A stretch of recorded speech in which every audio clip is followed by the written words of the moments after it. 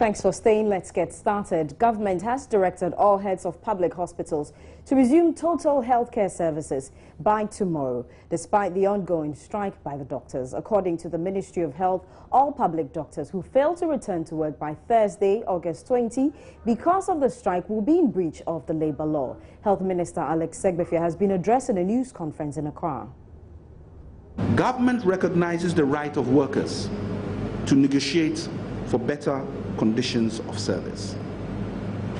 Without prejudice to the right of the GMA to negotiate for better conditions of service, government considers the impact of the strike action on the lives of Ghanaians as unacceptable. In order to minimize the effect of strike on our people, I have directed that 1, heads of facilities should ensure that their facilities resume the provision of full range of health services by Wednesday, 19th of August 2015. 2, effective Thursday, 20th of August 2015, all members of GMA who have not reported and assumed full duty shall be considered as being on strike and in clear breach of the Labour Act. 3, heads of facilities are also requested to monitor and provide weekly updates of which health workers are at post to my office. I want to take this opportunity to call on the GMA executives, to call on its members to return to work, to pave the way for negotiations to resume. As I have said before, the consequence of the illegal strike action are sometimes irreversible, and there is no justification for any loss of lives. In a related development, as we work to protect life and restore normalcy, we are also retaining all the Cuban doctors who have completed their rotation and were programmed to leave for Cuba anytime soon. As many of you know, we have a long-standing arrangement with Cuba and other countries where doctors from these countries are brought in every year to augment the numbers of doctors we have in Ghana, to help in healthcare delivery. Before this current impasse, we were in the process of bringing in 177 doctors, and this process is ongoing. Pressure is mounting on quasi-government health facilities 3 weeks after public sector workers declared a strike. Last week, government directed the public to seek treatment at these facilities as part of measures to cope with the healthcare crisis. Joy News' Matilda Wemega reports these hospitals and clinics are beginning to crack under pressure of increased patient intake. As the doctors' strike rages on, government has issued a list of quasi-public health facilities, which it says are still offering services. It, however, turns out most of the facilities are small and in no position to accommodate the magnitude of cases the much larger facilities can handle. Authorities at the Ghana Post Clinic, for instance, says they are being stretched due to the limited resources and the lack of personnel to handle some cases. Clinic Administrator Naba Badurana III adds the facility does not run a 24-hour service. The place is becoming congested in the mornings, and sometimes it's quite disturbing. The big challenge now is that the resources to buy drugs and even cleaning materials. You know, a lot of people come here, they vomit, and you need cleaning materials, you need a whole lot of disinfectants, and it's not easy. We are bringing locum doctors to work here, and you know. How many doctors do you have here? We have one full-time medical doctor and then the physician assistant, but we bring another locum doctor to help, and you know, and we have only just 2 consultant rooms, you know, and that is a challenge. The space is actually a challenge, and a whole lot of issues. And you know, we go to the market, we don't get subvention. Yes, so you don't get subvention from government. So how do you manage all these things? Really, it's a very big challenge for us. It's a very big challenge for us. You know, sometimes they look at quasi-government health facilities in general, but we are different. 37 military hospital, police hospital are part, but they are being paid by controller we are not supported in any way. We go to the open market to buy our drugs, and as I said, we bring local doctors, we have to pay them rate. We bring local nurses, we have to pay them rate. And you know, so the resources are very limited. And if National Health normally delays in paying, as they, you know, is always done, going to buy drugs, we have problems because the drugs we go to buy on credit, the people will be on our heads. So with more and more clients coming, they are virtually draining our small stocks, the drugs that we have, and yet, you know, so it's a big challenge. The much larger and better equipped Trust Hospital is also struggling to deal with the numbers, though authorities say the cases haven't yet gone beyond what they can handle. Head of OPD, Perpetua Megashi, however, says if the numbers keep soaring, they would have no beds for the patients and may be compelled to refer them to other hospitals. The emergency don't really have enough beds. We have currently, it's a 50-bed capacity hospital, and so it means that we are really overstretched. But like I'm saying, we'll facilitate all the needed cares that the clients need. We try to give them the best of care, quality care, so that the recovery will also be fast. And then we give them short appointments to come for reviews. We only refer when a facility don't have bed to accommodate. The other facilities such as Cocoa Clinic, SIC and GCB Clinic say they have also had their outpatients department choked in the last few days. Meanwhile, though many of the facilities accept the NHIS cards, they say many of the patients are unable to afford the other associated cost, a situation they described as worrying. Matilda Pomaga, for Joy News, Accra. Some trained nurses have picketed in Accra, demanding placement by government. The nurses, numbering about 150, say they are yet to be assigned 2 years after their graduation. Ridwan Karim Dini Osman has more. The trained nurses marched from the premises of the Mental Health Authority to the sector ministry to find out why 2 years after their graduation they have not been posted. The group, including some psychiatric nurses, said their action has become necessary after several failed attempts to have their concerns addressed. They lamented the delayed postings have made life extremely difficult for them, since majority of them are breadwinners of their families. We've seen that clearly this government needs constant pressure, and that's what we are going to do. Even before the first clearance was released, it was out of pressure. We are jobless. We don't have anything to go. I don't know whether they are telling us to go into armed robbery or anything of that sort. Well, right now, we also have to get a job to look after our other siblings. As I'm talking to you now, I have relatives there, which their responsibilities are mine, and I don't know what to do. Day in, day out, I can't sleep. I'm going through a lot of psychological trauma because of not posting. We are tired. Our parents are always insulting us because you go to school and at the end of the day, you become a burden on your parents. So we can't stand that thing again. We can't stand it, so they should do something about it. Because for me, for instance, I'm not ready to leave. I will sleep here. After waiting for hours, the Public Relations Officer for the Ghana Health Service, Tony Goodman, emerged with some assurances for the nurses.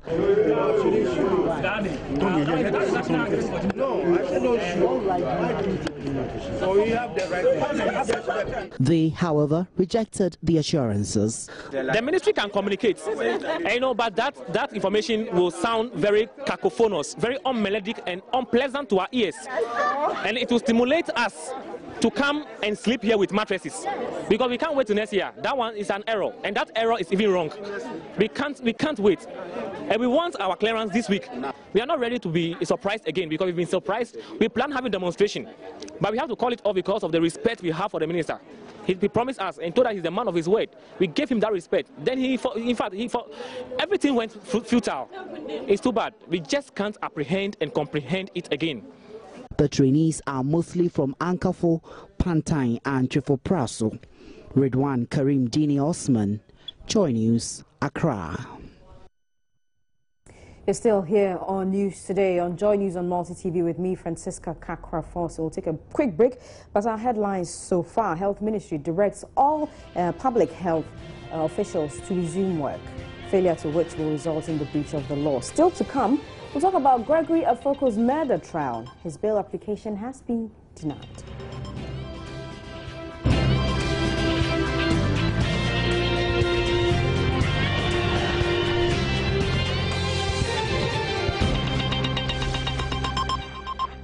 Welcome back to News Today. A human rights court has thrown out a bail application filed by lawyers for Gregory Afoko, who is on trial for murder. Gregory, who is brother of NPP National Chairman Paul Afoko, and his alleged accomplice Issa Musa, are accused of pouring acid on former Upper East Regional NPP Chairman of the party, resulting in his death. Gregory Afoko has been denied bail, but not without some drama at the court. We're joined in the studio by Felix Akoyam. Welcome, Felix. First, tell us why the bail application was denied. Well, the judge says that there is enough evidence suggesting that Gregory Afoko was part of the crime that was committed on May 25.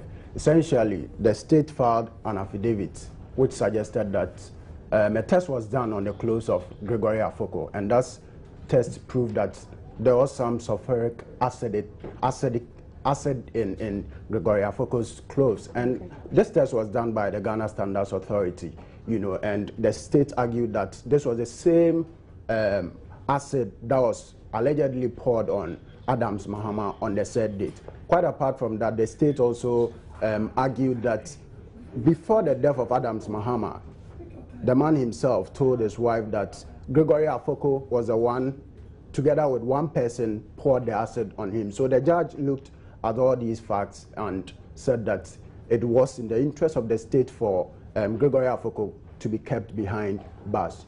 Pharaoh, now there was some drama at the court. Tell us all about that. I mean, it was interesting. When Gregory Afoko was being escorted away to the prisons, we all stepped out, and I mean, we saw a lot of people in black, who we believe are family members of Adams Mahama and the deceased. And they started raining insults on the other side, group of people. On the other group of people. And who are these groups? This group are related to Gregory Afoko. But it got worse when one of the people believed to be part of Adams Mahama's family took off the wig of Gregory Afoko's sister. It nearly got chaotic, but so it was a brawl. It was a brawl, and the people there tried to separate them, and calm was restored there. Okay, let's have a look at this clip. You are your brother. You are your brother. You got to life in prison. You got to life in prison. No man. Stupid. Stupid. Look at your family. Useless guy. Useless people. Members family. Members family. Fucking family. And that's their wife. That's their family. Fucking families. Members are killing. Martin. They're killing. You've killed them. Stupid guys. You're members are killers. You're members are killers. Stupid people. Members are killers. In the shot, there was a woman angry, raining insults on somebody. Who is she, and what's she going on about? She, we believe, is related to Adams Mahama. And interesting, there was a bus loaded with dozens of people in black whom we also believe are related to Adams Mahama, and they were all incensed. They were angry, raining insults on the other faction. But do we know why these two different groups were there? For them, they came to support their families. The other group is supporting Adams Mahama, who is dead. The other side is also Gregory Afoko's side, who are also supporting him. So what's going to happen next? The main trial will resume at the magistrate court.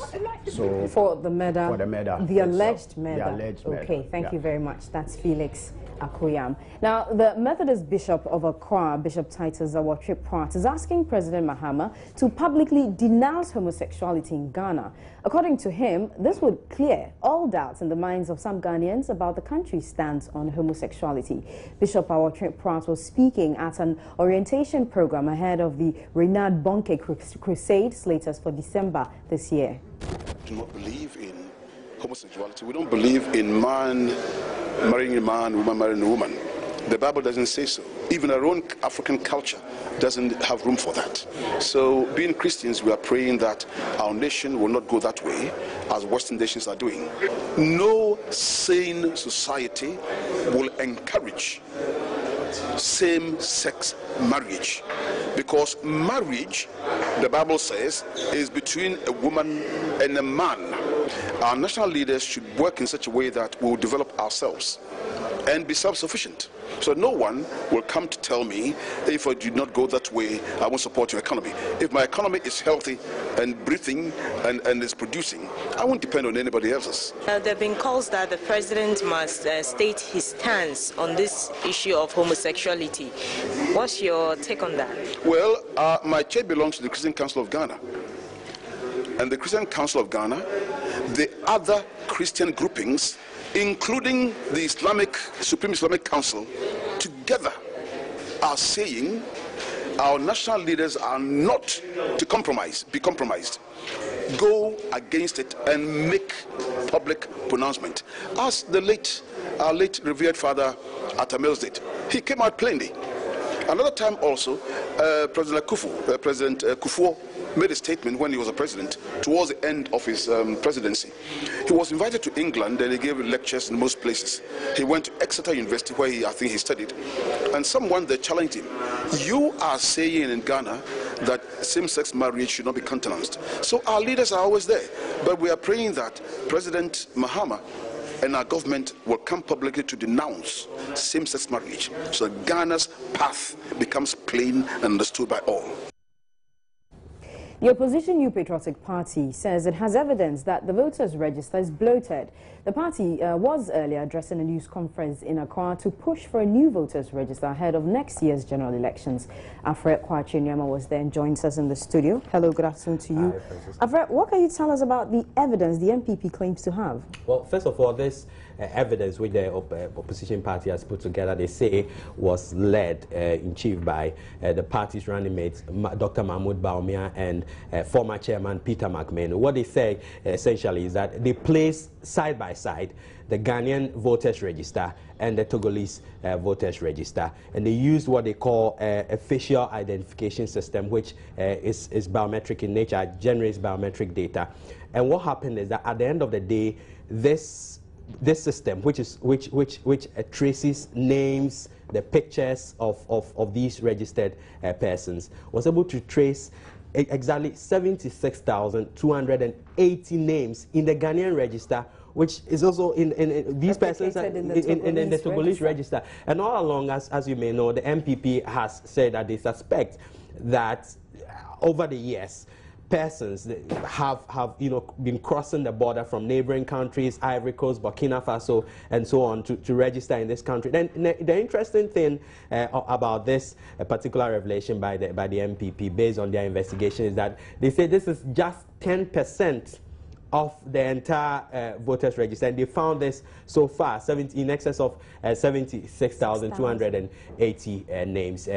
So they believe that the new register, voters register they're calling for, will fix this problem? Exactly. The party is saying that based on this, and of course, as I mentioned earlier, this is just 10% of the work they've done so far already. They are gathering. There could be more. There could be more. They are gathering evidence. They are now working on the register from Ivory Coast, and they're comparing the figures. They're using the same system.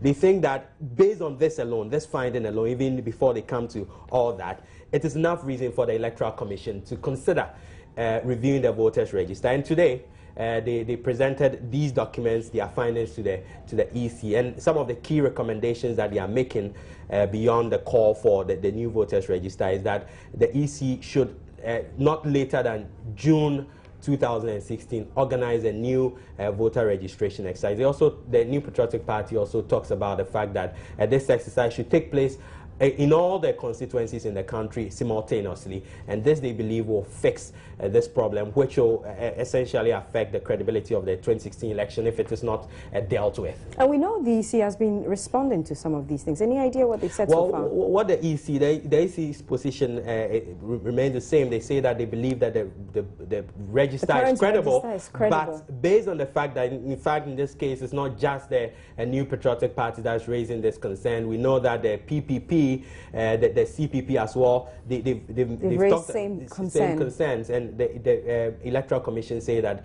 they will take a critical look at it if they have enough reason to conclude that these concerns hold merits. They will, of course, take the necessary action in their own way. Okay, thank you very much, Kwache Afre Nyama, for that update. Accra Region Police Commander DCOP Christian Tetayonu is promising an intensified crackdown on armed robbery syndicates operating at Kaswa Manfrom. This follows recent armed robbery incidents in the area that left at least 5 persons injured. Joseph Opoku-Gakpo joined the regional police commander on a tour of the area and reports. This is the third multiple armed robbery incident in 3 months. The robbers who struck at dawn made away with cash, properties, and left some victims injured. The latest incident on Saturday led to the robbery of 7 homes. I saw the person coming to the room. I started shouting, "Thief, thief, thief!" He just bring the knife out and said, "Keep quiet. If you don't keep quiet, I'll kill you." And he just brought another gun. I'll break your leg. I said, "What do you want?" He said, "Where is the money?" I said, "What money?" "I don't have money. I don't have anything." By then, my girl was with me there. So the small girl just wake up and said, "Sleep." And the other one said, "We beg you. I said, "Where is your husband?" I said, "I don't have any husband." The armed robbers came attack my wife and my children in my absence. I'm a construction man. I traveled. I'm not in. And they came and attacked them, even choked my small girl. And whatever they want from them, they didn't argue with them. They allowed them to take whatever they want. They took money and took phones from their house and they've gone. Residents say they now fear for their lives. And normally armed robbers come around and they use the lighthouse as a bait to rob people and then cause all sorts of nuisance and then robbery, macheting people and all that. Take advantage from the road network, but without visibility studies. So they're going around and patrol the whole place to rob. They have been going around the whole place to rob. At night time, 12. They start from 1 o'clock, 2 to 3. Accra Regional Police Commander DCOP Christian Tetayonu says measures are being put in place to make the area safer. We are doing our best to make sure that we expand police duties to all areas. That is why Manfrom has also been created as a district police headquarters. And so we need to get to the hinterland, the areas that we need to get police posts so that we can put police closer to the people in the community. For Joy News, Joseph Opoku-Gakpo reporting. The brain of a 16-year-old girl is literally being eaten away by acid that was poured on her about 12 years ago. Mary Oforiwa's family says the situation is getting worse because of their inability to raise funds for her treatment. I was poured acid by another child, my friend. We were sitting at a house at Suhu. Then my father was doing some prayers in the house. Then the landlady said she disliked it, so my father should stop. That is all what happened. So we were sent to the Kulubu Teaching Hospital for an operation. The doctor asked my father to bring some amount of money, but my father couldn't get the money. That is why we have come here to solicit for fund, please. So how much is the doctor asking for your surgery? 48 million for the surgery, please. 48,000 Ghana cedis. Please. What exactly is it going to be used for? For plastic surgery. Where? Which part of your body? My head. Why the need to do plastic surgery on your head? When they did not do it, it affects my brain and I could not do anything. Please. How are you feeling now? My head. It is paining me. When during the night, I could not sleep. You're watching News Today with me, Francisca Kakra-Forson. Coming up next is Beatrice Edu with Business. Hello, welcome to the business segment on News Today on Joy News on Multi TV. My name is Beatrice Edu. In our first story, the Ghana Interbank Payment and Settlement Systems GIPS is set to launch an online payment initiative called GH Link e-commerce. Aside the GH Link e-commerce, GIPS would also launch what it calls the Instant Pay system, which it says should reduce the time businesses take in making payments and settlements. Chief Executive of GIPS, Achi Hersey, has been speaking to Joy Business ahead of the launch tomorrow. What that will bring to bear is that it will enable banks to be able to effect interbank instant transfer. So it means that if I have, if I'm with Bank A, I can log onto my internet portal and then transfer funds to a beneficiary of another bank, and the transfer will happen instantly. So you can also actually be standing in front of your ATM and you can actually have access to your funds. Precisely, yes. It's an alternative to the clearinghouse. So what we will have in the country is we will have a choice between next day service, same day, and instant service. If it comes to, let's start first with clearing of checks. Precisely, what would this mean for clearing of checks? Well, with checks, you physically have to sign a check before it's cleared. And then we have the ACH direct credit, which is electronic file. And with electronic file, we have same day and near real time. But as we speak now in Ghana, we do not have an instant interbank transfer. And that is what we are launching on Wednesday. Let's talk about the local currency now. And the Ghana cedi will continue to depreciate further to the end of this year.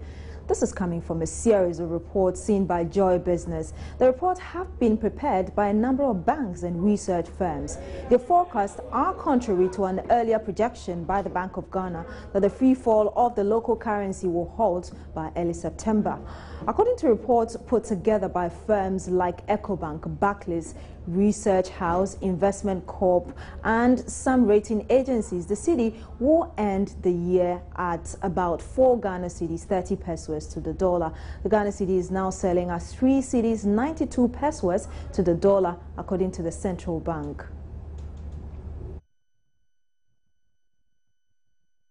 And that's it for business today. My name is Beatrice. Good afternoon.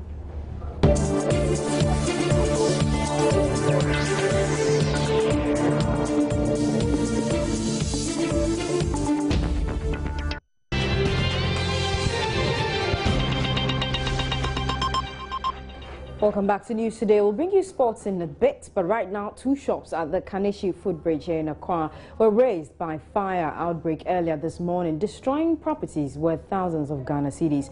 The fire, according to eyewitnesses, started when power was restored to the area.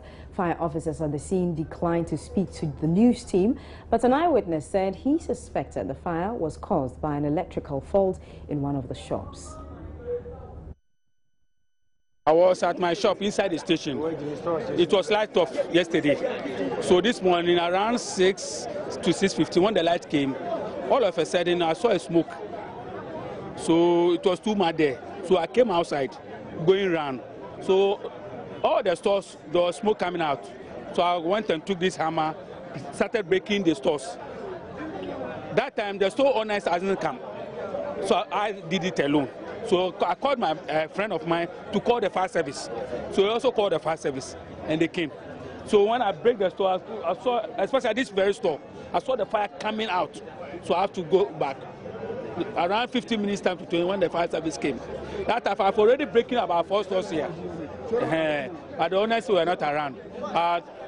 Due to the help of this man, no one entered the stores. I didn't allow anybody to enter until the fire service came. You are not a fire expert, but what would you say caused this whole thing? I'm sure it was electrical fault, electricity, because the moment the light came, it was then I saw the smoke. Yes, it was light off yesterday, so this morning when the light came, before I experienced the smoke. Let's go back to our top story now, where the Health Ministry has directed all heads of public hospitals to return to work latest by Thursday. Failure to do so will result in a breach of the law. We are joined in the studio by Fred Smith, who's also head of the health desk here at Multimedia. Fred, so what are the repercussions the ministry is talking about if the doctors do not go back to work on Thursday?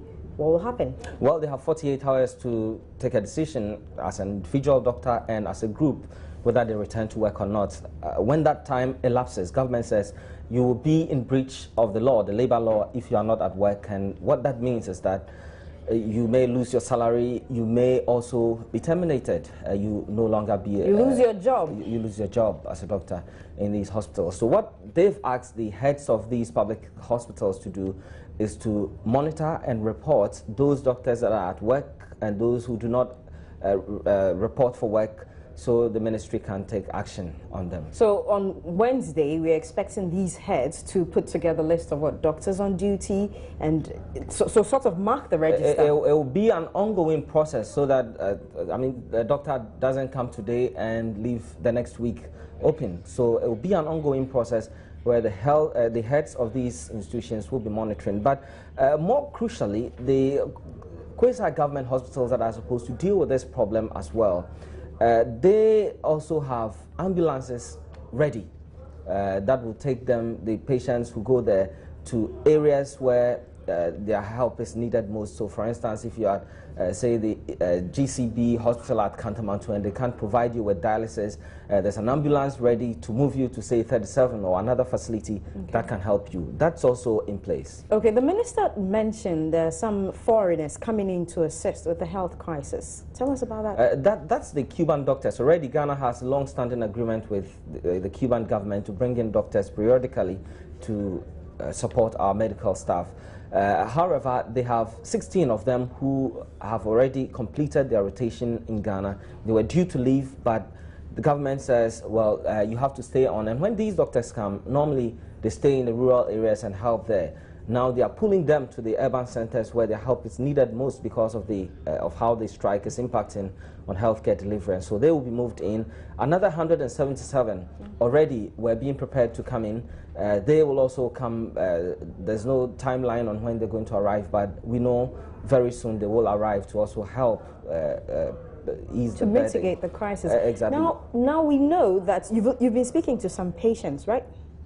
Yes, we have spoken to some patients before this announcement came in. And what did they say? Well, they have been looking forward to a day when the doctors will call off the strike, so they can also access healthcare wherever they want to, because it becomes very difficult for you if you live, say, in Banana Inn and you have to travel all the way to 37 to access healthcare, or if, for instance, you're in the north and you need some care and you have to come to Accra or to Kumasi for that help. So people want to have their healthcare needs provided closest to them. Now we know the health desk, you and your team have been monitoring closely the GMA strike and its impact. From your snooping around, do you think the doctors are going to return to work on Wednesday or Thursday? Well, I do understand that the doctors have moved into an emergency meeting as we speak, and they are discussing, following the minister's news conference, they are discussing what action or step to take next. And so we're hoping to hear from them. They've not spoken to anybody officially yet, but that's information we're getting, that they're already consulting each other to see what they'll do. There may be a response today, tomorrow, so that our doctors will return to work. Okay, that's Fred Smith. He heads our health desk. Now, we'll take a quick break and we'll return with sports.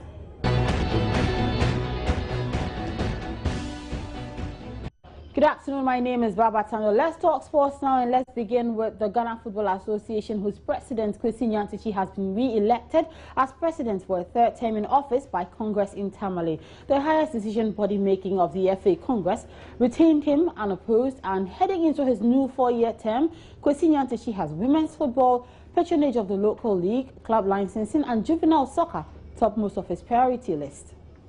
Initiative to develop women's football. We will stretch the net as wide as possible, so we can have as many young girls being encouraged to play football. Besides that, we also talked about the domestic league. The biggest challenge facing the domestic league now is spectatoring and patronage. And this is largely due to, among others, the invasion of our televisions by foreign leagues. And so we need new marketing initiatives and strategies that will cultivate more interest in our domestic league. And we talked about the club licensing as one of the measures to strengthen clubs and also retain players to stay longer in the domestic league. We also talked about strengthening the capacity of our staff, the executive committee, we believe that the biggest asset to any organization is human resource. And so we look carefully at that, offer training programs, and also offer competitive compensation packages to our staff, our executive committee members, so they can give up their best. We also talked about juvenile football. The National Juvenile Committee has done a lot, but we still have more room for improvement. We need to invest more, and that is linked to our academy in Pram. We want to use it as a launching pad for developing young players who will grow into the national under-17 team. Kwesi Nyantakyi also debunked allegations that the GFA's primary focus is on the senior national team, the Black Stars. With all due respect, I don't even agree. I think that view or perception is erroneous. We have not focused on the Black Stars at the expense of other mandates of the Football Association. I think that to a large extent, the seeming focus on the Black Stars is as a result of the fact that the Black Stars is a senior national team and the flagship product of Ghana. And so when you go to any football country, their Black Stars or their senior national team always draws the focus. And in Ghana, it doesn't seem to be an exception. And if we even look at what pertains within the spectating public and the media, it is more pronounced there, because whilst we are even focusing on other issues like women's football, juvenile football, the media and the public seem to be more interested in the Black Stars. I've always cited an example. When the Black Stars is training, look at the people who go and watch the Black Stars.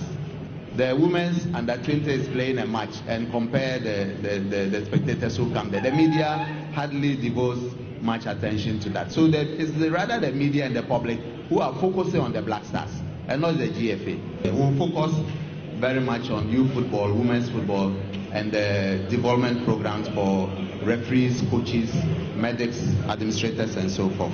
My name is Baba Tando. Your sports is done.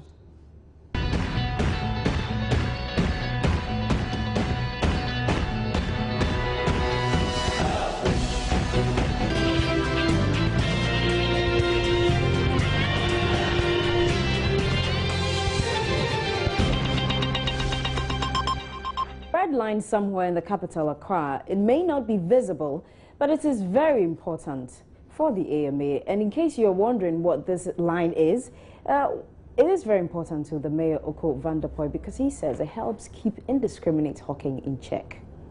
Do you know that there is a red line in Accra that people cannot cross with trading activities? No. You are telling me. The red line, is it already in existence, or they are yet to do that?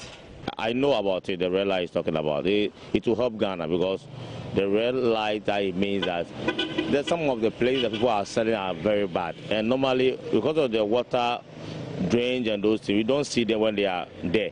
So, but when the water falls, that's why you see, this water is passing here, passing here. So when they go back or they live there, the demarcation of that red light will be shown, and anything they have to do better to sustain them. With the flood or something like that, it will be okay for us to help her. Certainly can't say this is a red line or that is a red line, but they should, like the ministries, I don't think traders should be allowed selling there. So on that red line note, we draw the curtains on the bulletin. This has been Newsday on Joy News on Multi TV. You can log on to myjoyonline.com for more news.